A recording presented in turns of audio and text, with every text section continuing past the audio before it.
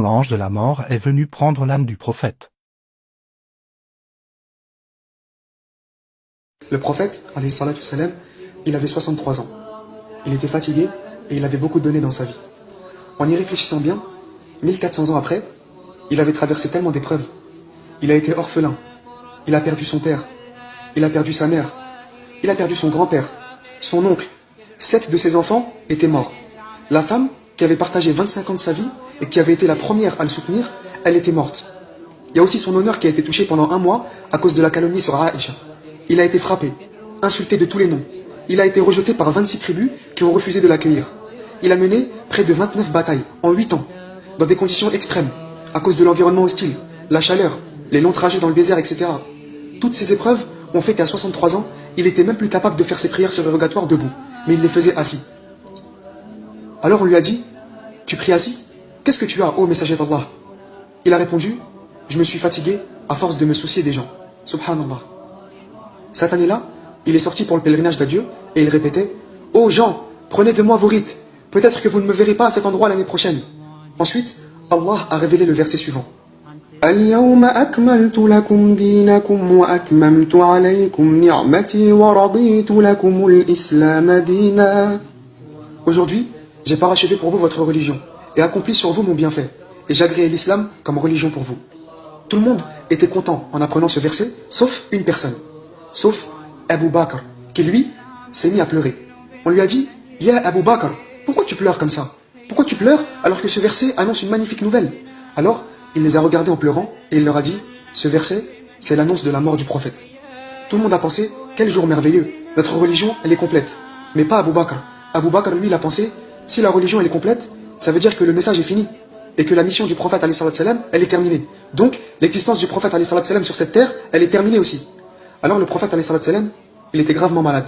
9 jours avant sa mort, Allah, il a révélé au messager son dernier verset. واتقوا يوما ترجعون فيه إلى الله ثم توفى كل نفس ما كسبت وهم لا يظلمون. Et craignez le jour où vous serez ramenés vers Allah. Alors chaque âme sera pleinement rétribuée de ce qu'elle aura acquis, et ils ne seront point lésés.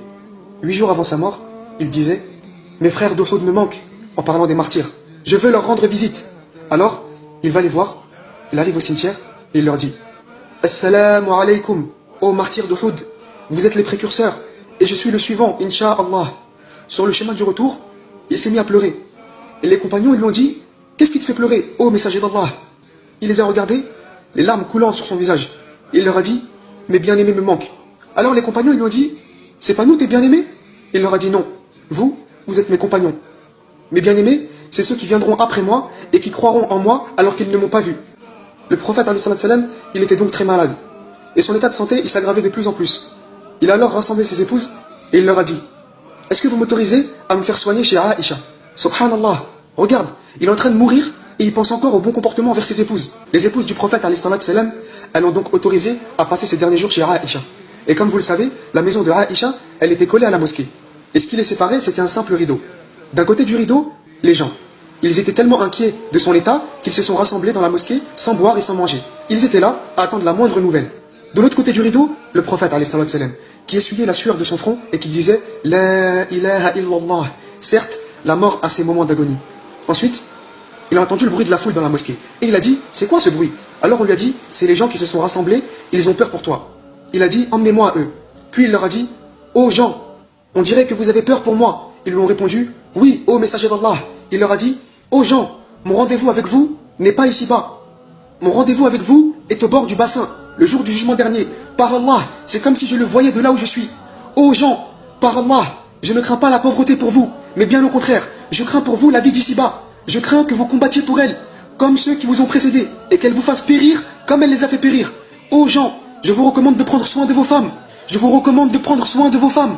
Ô gens, je vous en conjure, ne délaissez pas la salette, ne délaissez pas la prière.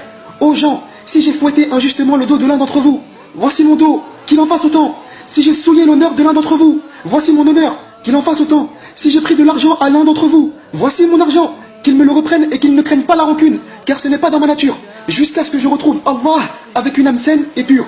Puis il a dit, ô gens, Allah a proposé à un serviteur de choisir entre la vie d'ici-bas et la rencontre d'Allah. Et il a choisi la rencontre d'Allah. À ce moment, seul Abu Bakr, radiallahu anhu, avait compris que le serviteur dont parlait le prophète, alayhi salam, c'était lui-même. Alors il s'est levé, en coupant la parole au prophète, alayhi salam, et lui a dit, je sacrifie tous mes biens pour toi. Je sacrifie mon père pour toi. Je sacrifie ma mère pour toi. Je sacrifie mon enfant pour toi. Et là, imaginez-vous cette scène. Le prophète, alayhi salam, lève ses mains vers le ciel et dit, qu'Allah vous mette à l'abri.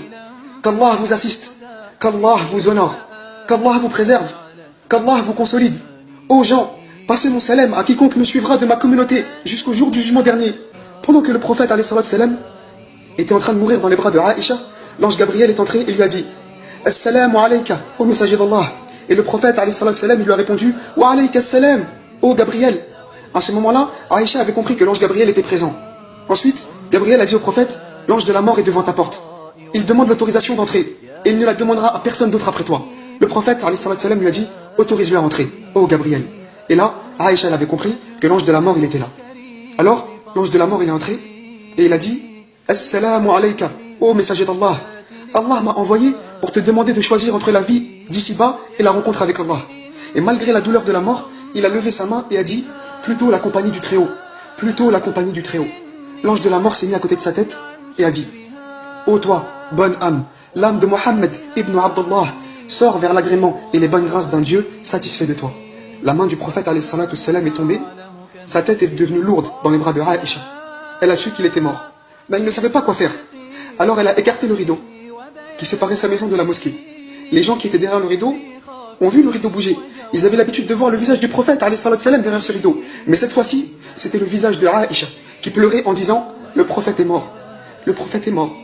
الذاكرين الله كثيرا والذاكرات أعد الله لهم مغفرة وأجرا عظيما